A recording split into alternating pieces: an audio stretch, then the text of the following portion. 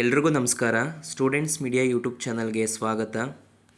ಈ ವಿಡಿಯೋದಲ್ಲಿ ಯಾವ್ಯಾವ ಟಾಪ್ ಕಾಲೇಜಸ್ ಇದೆ ನೀವು MCA ಪೋಸ್ಟ್ ಗ್ರ್ಯಾಜುಯೇಷನ್ ಮಾಡೋಕ್ಕೆ, ಅದು ಬೆಂಗಳೂರು ಲೊಕೇಶನಲ್ಲಿ ಅನ್ನೋದನ್ನು ತಿಳಿಸ್ಕೊಡ್ತಾ ಇದ್ದೀನಿ. ವಿಡಿಯೋನ ಕೊನೆ ತನಕ ನೋಡಿ. ಯಾರ್ಯಾರು ನೀವು PGCETಯಿಂದ ಹೋಗಬೇಕು ಅಂತ ಇದ್ದೀರೋ ಈ ಕಾಲೇಜಸ್ಗೆ, ಹಾಗೆ ಮ್ಯಾನೇಜ್ಮೆಂಟ್ ಕೋಟಾದಲ್ಲಿ ಹೋಗಬೇಕು ಅಂತ ಇದ್ದೀರಾ, ಎಲ್ಲನೂ ಸಹ ಈ ವಿಡಿಯೋದಲ್ಲಿ ಕಂಪ್ಲೀಟಾಗಿ ತಿಳಿಸ್ಕೊಡ್ತಾ ಇದ್ದೀನಿ. ನೀವೇನಾದರೂ ಬೆಂಗಳೂರಲ್ಲಿ PG ಪೋಸ್ಟ್ ಗ್ರ್ಯಾಜುಯೇಷನ್ ಇನ್ MCA ಮಾಡಬೇಕು ಅನ್ನೋದಾದರೆ ಟಾಪ್ 5 ಕಾಲೇಜಸ್ ಯಾವ್ಯಾವ್ದು ಬರುತ್ತೆ ಅನ್ನೋದನ್ನು ನಾನು ಈ ವಿಡಿಯೋದಲ್ಲಿ ತಿಳಿಸ್ಕೊಡ್ತಾ ಇದ್ದೀನಿ. ಹಾಗೆ ಆ ಕಾಲೇಜಸಲ್ಲಿ ನೀವು ಯಾವ ಮುಖಾಂತರ ಅಡ್ಮಿಷನ್ ಆಗ್ಬೋದು, ಹಾಗೆ ಕಟ್ ಆಫ್ ರ್ಯಾಂಕಿಂಗ್ ಯಾವ ಥರ ಇದೆ, ಫೀಸ್ ಸ್ಟ್ರಕ್ಚರ್ ಏನಿರುತ್ತೆ, ಪ್ಲೇಸ್ಮೆಂಟ್ ಹೇಗಿರುತ್ತೆ ಅನ್ನೋದೆಲ್ಲ ಈ ವಿಡಿಯೋದಲ್ಲಿ ತಿಳಿಸ್ತಾ ಇದ್ದೀನಿ.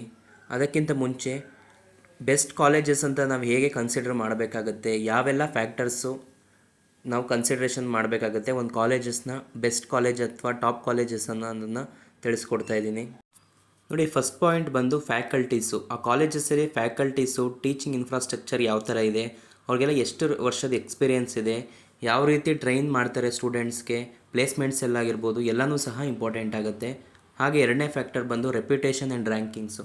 ಒಂದು ಕಾಲೇಜ್ಗೆ ಪ್ಲೇಸ್ಮೆಂಟ್ ಬರಬೇಕು ಅಂತಂದರೆ ಕಾಲೇಜ್ದು ರೆಪ್ಯುಟೇಷನ್ನು ಮತ್ತು ನ್ಯಾಕ್ ಗ್ರೇಡಿಂಗ್, ರ್ಯಾಂಕ್ಸ್ ಅನ್ನೋದೆಲ್ಲ ಸಹ ಇಂಪಾರ್ಟೆಂಟ್ ಆಗುತ್ತೆ. ಒಂದು ಕಾಲೇಜಲ್ಲಿ ಸ್ಟೂಡೆಂಟ್ಸ್ನ ಬಂದು ಹೈರ್ ಮಾಡೋಕ್ಕೆ, ಕ್ಯಾಂಪಸ್ ಆ್ಯಕ್ಟಿವಿಟೀಸ್ ನಡೆಸೋಕ್ಕೆ ಇದು ಸಹ ಇಂಪಾರ್ಟೆಂಟ್ ಆಗುತ್ತೆ, ಎರಡನೇ ಪಾಯಿಂಟು. ಹಾಗೆ ಮೂರನೇ ಪಾಯಿಂಟು ರಿಸರ್ಚ್ ಆಪರ್ಚುನಿಟೀಸು. ನೀವು ಇದು ಪೋಸ್ಟ್ ಗ್ರ್ಯಾಜುಯೇಷನ್ ಮಾಡ್ತಿರೋದ್ರಿಂದ ಯಾವೆಲ್ಲ ರೀತಿ ರಿಸರ್ಚ್ ಆಪರ್ಚುನಿಟೀಸು ಕಾಲೇಜು ನಿಮಗೆ ಪ್ರೊವೈಡ್ ಮಾಡುತ್ತೆ, ಹೇಗೆ ನಿಮ್ಗೆ ಹೆಲ್ಪ್ ಮಾಡುತ್ತೆ, ನೀವು ಯಾವ ಒಂದು ಡೊಮೈನ್ ಮೇಲೆ ಮಾಡ್ತೀರಾ ಅನ್ನೋದು ಸಹ ಇಂಪಾರ್ಟೆಂಟ್ ಆಗುತ್ತೆ.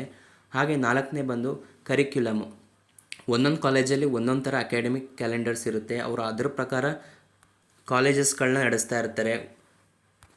ಒಂದೊಂದು ಕಾಲೇಜಸಲ್ಲಿ ಬರೀ ಅಕಾಡೆಮಿಕ್ ಬಗ್ಗೆ ಜಾಸ್ತಿ ಕಾನ್ಸಂಟ್ರೇಟ್ ಮಾಡ್ತಾರೆ, ಇನ್ನೊಂದಷ್ಟು ಕಾಲೇಜಸಲ್ಲಿ ರಿಸರ್ಚ್ ಮೇಲೆ ಜಾಸ್ತಿ ಫೋಕಸ್ ಮಾಡ್ತಾ ಇರ್ತಾರೆ.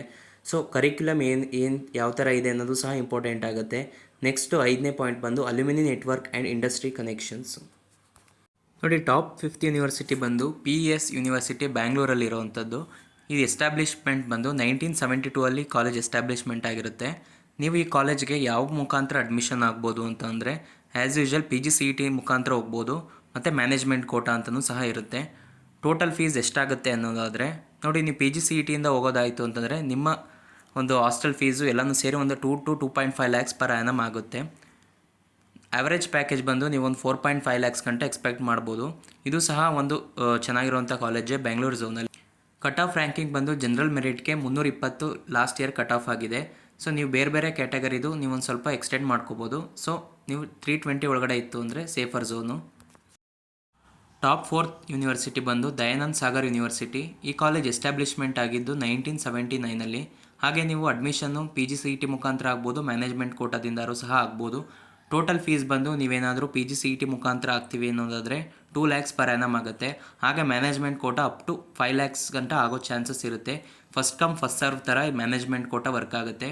ಮೀನ್ಸ್ ನೀವು ಫಸ್ಟ್ ಎಕ್ಸಾಮ್ ಆದಷ್ಟೇ ಹೋಗಿ ನೀವು ಅಪ್ರೋಚ್ ಮಾಡ್ತೀವಿ ಅನ್ನೋದಾದರೆ ನಿಮ್ಗೆ ಸ್ವಲ್ಪ ಕಮ್ಮಿ ದುಡ್ಡಲ್ಲಿ ಅಡ್ಮಿಷನ್ ಆಗ್ಬೋದು. ನೀವೇನಾದ್ರು ಕೊನೆಯಲ್ಲಿ ಅಡ್ಮಿಷನ್ ಆಗ್ತೀವಿ ರಿಸಲ್ಟ್ ಎಲ್ಲ ಬಂದಮೇಲೆ ಅಂದರೆ ಫೀಸ್ ಹೈಕ್ ಮಾಡಿರ್ತಾರೆ. ಹಾಗೆ ನೀವು PGCETಯಿಂದ ಹೋಗೋದಾದರೆ 2 ಲ್ಯಾಕ್ಸ್ ಆಗುತ್ತೆ. ಆ್ಯಾವ್ರೇಜ್ ಪ್ಯಾಕೇಜ್ ಬಂದು 5.5 ಲ್ಯಾಕ್ಸ್ ಆಗಿದೆ. ಕಟ್ ಆಫ್ ರ್ಯಾಂಕಿಂಗ್ ಬಂದು 441 ಆಗಿರುತ್ತೆ ಜನರಲ್ ಮೆರಿಟ್ಗೆ. ಟಾಪ್ 3 ಕಾಲೇಜ್ ಬಂದು BMSCE ಬಸವನಗುಡಿಲಿರುವಂತಹ ಕಾಲೇಜ್ ಇದು ಸಹ ಒಂದು ರೆಪ್ಯೂಟೆಡ್ ಕಾಲೇಜೇ. ಇಲ್ಲಿ ನೀವು ಅಡ್ಮಿಷನ್ ಆಗಬೇಕು ಅಂತಂದರೆ PGCETಯಿಂದ ಮುಖಾಂತರನೂ ಸಹ ಅಡ್ಮಿಷನ್ ಆಗ್ಬೋದು, ಮ್ಯಾನೇಜ್ಮೆಂಟ್ ಕೋಟಾನೂ ಸಹ ಇರುತ್ತೆ. ಟೋಟಲ್ ಫೀಸ್ ಬಂದು PGCETಲಿ ನೀವು ಆಗಬೇಕು ಅಂತಂದರೆ 2 to 2.5 ಲ್ಯಾಕ್ಸ್ ಆಗುತ್ತೆ. ನೀವು ಏನಾರು ಹಾಸ್ಟೆಲಲ್ಲಿ ಇರ್ತೀವಿ ಅಂತಂದರೆ ಇನ್ನೂ ಸ್ವಲ್ಪ ಇದು ಎಕ್ಸ್ಟೆಂಡ್ ಆಗುತ್ತೆ. ಮ್ಯಾನೇಜ್ಮೆಂಟ್ ಕೋಟಾನೂ ಸಹ ಅಷ್ಟೇ 5 to 10 ಲ್ಯಾಕ್ಸ್ವರೆಗೂ ನಿಮಗೆ ಚಾರ್ಜ್ ಮಾಡ್ತಾರೆ.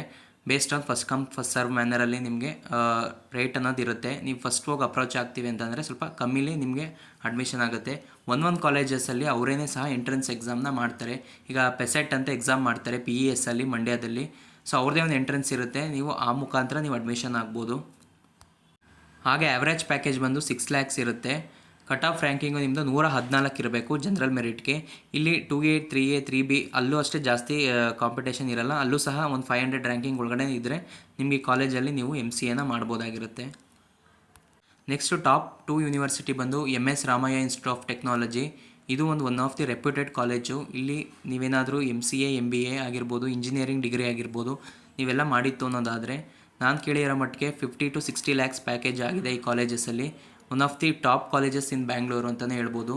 ಹಾಗೆ ಅಡ್ಮಿಷನ್ ಆಗೋದು ಬಂದು ನೀವು PGCET ಮುಖಾಂತರನೂ ಸಹ ಅಡ್ಮಿಷನ್ ಆಗ್ಬೋದು. ಮ್ಯಾನೇಜ್ಮೆಂಟ್ ಕೋಟಾನು ಸಹ ಅಪ್ಲೈ ಮಾಡ್ಬೋದು. ಮ್ಯಾನೇಜ್ಮೆಂಟ್ಗೆ ಕೋಟಾದಲ್ಲಿ ಅವರೇ ಸಹ ಒಂದು ಎಂಟ್ರೆನ್ಸ್ ಎಕ್ಸಾಮ್ ಕಂಡಕ್ಟ್ ಮಾಡ್ತಾರೆ. ಇಲ್ಲ ಅಂತಂದರೆ ಫೀಸ್ ಅಂತೂ ಜಾಸ್ತಿ ಇರುತ್ತೆ. 10 lakhs ಮೇಲೆ ನೀವು ಪೇ ಮಾಡಬೇಕಾಗತ್ತೆ ನೀವು ಈ ಕಾಲೇಜಸಲ್ಲಿ ನೀವು MCA MBA ಮಾಡಬೇಕು ಅನ್ನೋದಾದರೆ. ಹಾಗೆ ಟೋಟಲ್ ಫೀಸು PGCET ನೀವು ಮಾಡಬೇಕು ಅನ್ನೋದಾದರೆ 2.5 lakhs to 3 lakhs ಪರ್ ಅನ್ನಮ್ನ ನಿಮ್ಗೆ ಚಾರ್ಜ್ ಮಾಡ್ತಾರೆ. ಆ್ಯಾವ್ರೇಜ್ ಪ್ಯಾಕೇಜ್ ಬಂದು ತುಂಬ ಚೆನ್ನಾಗಿದೆ ಕಾಲೇಜಸಲ್ಲಿ. ನೀವು 8 to 10 lakhsವರೆಗೂ ನೀವು ಎಕ್ಸ್ಪೆಕ್ಟ್ ಮಾಡ್ಬೋದು. ಆ ಥರ ಇನ್ಫ್ರಾಸ್ಟ್ರಕ್ಚರು ಮತ್ತು ಪ್ಲೇಸ್ಮೆಂಟ್ ಟ್ರೈನಿಂಗ್ ಸೆಲ್ಸ್ ಎಲ್ಲ ಇದೆ. ಈ ಕಾಲೇಜಿಗೆ ನೀವು 200 ರ್ಯಾಂಕ್ ಒಳಗಡೆ ಇರಬೇಕಾಗತ್ತೆ ನೀವೇನಾದರೂ ಜನರಲ್ ಮೆರಿಟ್ ಇತ್ತು ಅಂತ ಅನ್ನೋದಾದರೆ. ನೋಡಿ, ಈ ಕಾಲೇಜು ತುಂಬ ಚೆನ್ನಾಗಿದೆ. ಪ್ರಿಫರೇಬಲಿ MCA MBA ಇಂಜಿನಿಯರಿಂಗ್ಗೆ. ನೋಡಿ, ಟಾಪ್ 1 ಕಾಲೇಜ್ ಬಂದು Rashtreeya Vidyalaya college of engineering RV college. ಇದು ಸಹ ಒಂದು ಟಾಪ್ ಕಾಲೇಜಸ್ ಬ್ಯಾಂಗ್ಳೂರು ಝೋನಲ್ಲಿ. ನೀವೇನಾದರೂ MCA MBA ಹಾಗೆ BE ಬ್ಯಾಚುಲರ್ ಆಫ್ ಇಂಜಿನಿಯರಿಂಗ್ ಮಾಡ್ತೀವಿ ಅನ್ನೋದಾದರೂ ಸಹ ಇದೊಂದು ಒಳ್ಳೆ ಕಾಲೇಜ್ ಆಗಿರುತ್ತೆ. ನಿಮ್ಮ ರ್ಯಾಂಕಿಂಗ್ ಇಲ್ಲಿ ಎಲ್ಲದಕ್ಕಿಂತ ಕಮ್ಮಿಯಾಗಿ 50 ರ್ಯಾಂಕಿಂಗ್ ಒಳಗಡೆ ಇರಬೇಕು ನೀವೇನಾದ್ರು ಜನರಲ್ ಮೆರಿಟ್ ಇತ್ತು ಅಂತನ್ನೋದಾದರೆ. 2A 2B ಕ್ಯಾಟಗರಿಗೆಲ್ಲ ನೀವು ಒಂದು 100-500 ಒಳಗಡೆ ರ್ಯಾಂಕ್ ನೀವು ಇಟ್ಕೊಂಡಿರಬೇಕಾಗುತ್ತೆ ಈ ಕಾಲೇಜಿಗೆ ನೀವು ಸೇರ್ಕೋಬೇಕು ಅನ್ನೋದಾದರೆ. ಹಾಗೆ 2 ಮೋಡ್ ಆಫ್ ಅಡ್ಮಿಷನ್ ಇದೆ, PGCET ಮತ್ತು ಮ್ಯಾನೇಜ್ಮೆಂಟ್ ಕೋಟಾ. ಮ್ಯಾನೇಜ್ಮೆಂಟ್ ಕೋಟಾ ಅವರೇ ಸಹ ಎಂಟ್ರೆನ್ಸ್ ಎಕ್ಸಾಮ್ ಕಂಡಕ್ಟ್ ಮಾಡ್ತಾರೆ. ನೀವು ಹೋಗಿ ಅಪ್ರೋಚ್ ಆಗಬೇಕು. ಪ್ರಿಫರೇಬಲಿ PGCET ಕಂಪೇರ್ ಮಾಡಿದೆ ಮ್ಯಾನೇಜ್ಮೆಂಟ್ ಕೋಟಾ ಜಾಸ್ತಿ ಇರುತ್ತೆ ಈ ಕಾಲೇಜಸಲ್ಲಿ. PGCETಲಿ ನಿಮಗೆ ರ್ಯಾಂಕಿಂಗು ಇಷ್ಟೊಳಗಡೆ ಇರಬೇಕಾಗುತ್ತೆ. ಟೋಟಲ್ ಫೀಸ್ ಬಂದು 2.5 lakhs to 3 lakhs ಆಗುತ್ತೆ. ನೀವು PGCETಯಿಂದ ಹೋಗ್ತೀವಿ ಅಂತನಾದರೂ ಸಹ ಇಷ್ಟಾಗುತ್ತೆ. ಆ್ಯಾವ್ರೇಜ್ ಪ್ಯಾಕೇಜ್ ಬಂದು 9 to 10 lakhs ನೀವು ಎಕ್ಸ್ಪೆಕ್ಟ್ ಮಾಡ್ಬೋದು. ಕಾಲೇಜು ಸಹ ತುಂಬ ಚೆನ್ನಾಗಿದೆ. ಇದಾಗಿತ್ತು ಈ ವಿಡಿಯೋದಲ್ಲಿ ಟಾಪ್ 5 ಯೂನಿವರ್ಸಿಟೀಸು ಬೆಂಗಳೂರು ಝೋನಲ್ಲಿ ನೀವು PG ಕೋರ್ಸಸ್ ಮಾಡೋಕ್ಕೆ ಯಾವ್ಯಾವುದನ್ನು ಸೆಲೆಕ್ಟ್ ಮಾಡ್ಕೋಬೋದು ಅನ್ನೋದ್ರ ಬಗ್ಗೆ ಇನ್ಫಾರ್ಮೇಷನ್ನು. ಏನೇ ಡೌಟ್ ಇತ್ತು ಅಂತ ಅಂದರೆ ನೀವು ವಿಡಿಯೋದಲ್ಲಿ ಕಮೆಂಟ್ ಮಾಡಿ ನಾನು ಆನ್ಸರ್ ಮಾಡ್ತೀನಿ. ಧನ್ಯವಾದಗಳು ವಿಡಿಯೋ ನೋಡಿದ್ದಕ್ಕಾಗಿ.